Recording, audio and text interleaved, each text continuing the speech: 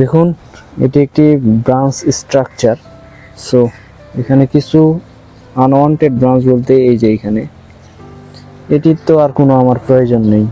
এই যে এখানে এটি রাখলে রাখা যায়।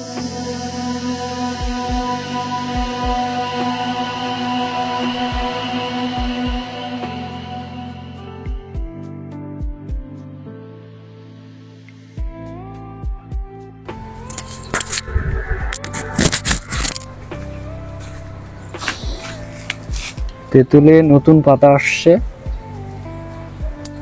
কিছু ব্রাঞ্চ ডাইব্যাক করছে, সব মিলিয়ে সুন্দর রেজাল্ট।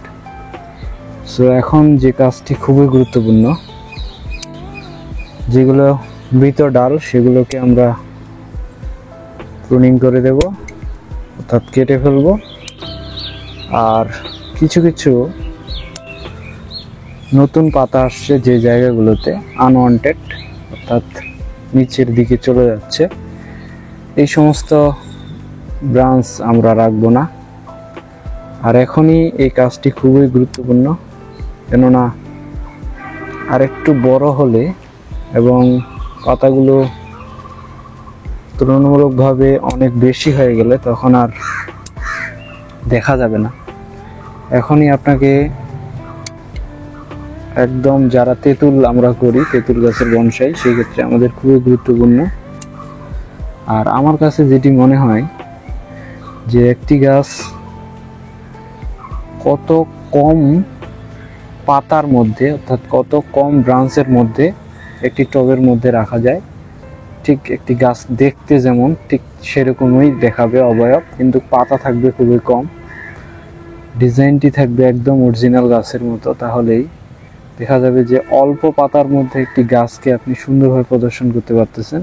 এটি হচ্ছে একটি বনসাইয়ের আসল কারিশমা। সো এই সময়ে আমাকে কিছু ব্রাঞ্চ সিলেকশন করতে হচ্ছে, আবার কিছু ব্রাঞ্চ যদিও একটু খারাপই লাগতেছে, নতুন ব্রাঞ্চগুলো আমি ছেটে দিচ্ছি, কিন্তু করার কিছুই নেই, আমাকে করতেই হবে। দেখুন নিচের দিকে যে ব্রাঞ্চগুলো সেটি আমি একদম ফেলে দিব, আর যেগুলো মৃত ব্রাঞ্চ সেগুলো এখনই আমাকে পরিষ্কার করে দিতে হবে।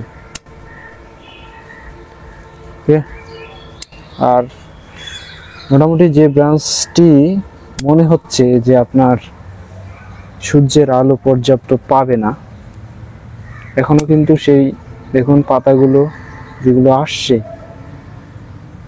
সব পাতাই কিন্তু মোটামুটি ছোটই আছে। তো যখন বড় হয়ে যাবে তখন ওই পুরো ব্রাঞ্চটাকে ঢেকে নেবে। তাই ভিতরের যে আনওয়ান্টেড ব্রাঞ্চগুলো আসতেছে সেই ব্রাঞ্চগুলো আমাকে এখনই পরিকল্পনা করে ছেড়ে ফেলে দিতে হবে, তা না হলে পরবর্তীতে প্রচণ্ড অসুবিধার সৃষ্টি হবে। এই ব্রাঞ্চটি আজকে ওয়্যার করলাম।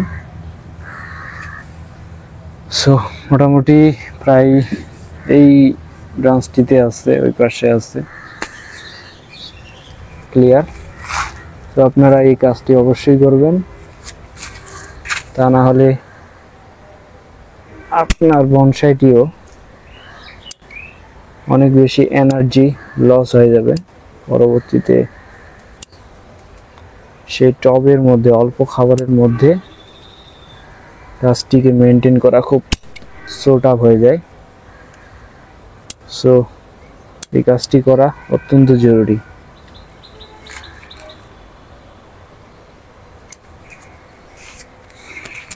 দেখুন এটি একটি ব্রাঞ্চ স্ট্রাকচার। সো এখানে কিছু আনওয়ান্টেড ব্রাঞ্চ বলতে এই যে এখানে এটির তো আর কোনো আমার প্রয়োজন নেই। এই যে এখানে এটি রাখলে রাখা যায়, কিন্তু এটা অতটা এনার্জি পাবেই না যতটা না এইগুলো এনার্জি পাবে। সো এই যে মোড়া অংশটি, মৃত প্রায় অংশটি,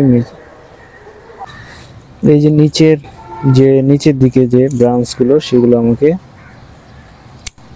আচ্ছা ওকে, এই যে এটা মরে গেছে ডালটি, অংশটি এটা কেটে দিলাম। কিছু কিছু এই যে খুব কাছাকাছি নেওয়াই যাবে না, কারণ এই পাতাগুলো যখন বড় হয়ে যাবে তখন পুরো জায়গাটা কি ছায়া ধরে ফেলবে, তো সূর্যের আলো পর্যাপ্ত পাবে না।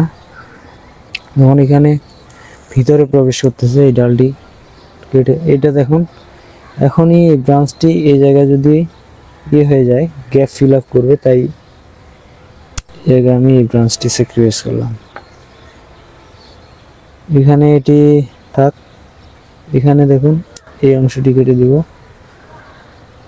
এইভাবে আপনার প্রত্যেকটি জায়গা থেকে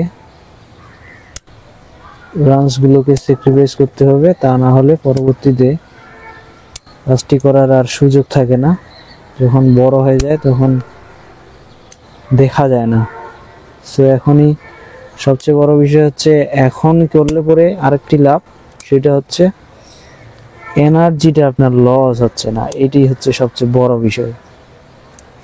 আর তখন কিন্তু যখন বড় হয়ে যাবে তখন এনার্জি খেয়ে, এই ডালটিও এনার্জি খাইলো, আপনার যে কাঙ্ক্ষিত পজিশনটা প্রয়োজন ব্রাঞ্চের, সেই ব্রাঞ্চটিও আপনি করতে অত বেশি, অর্থাৎ যতটুকু আপনি চাচ্ছেন আউটপুট ততটুকু পাবেন না।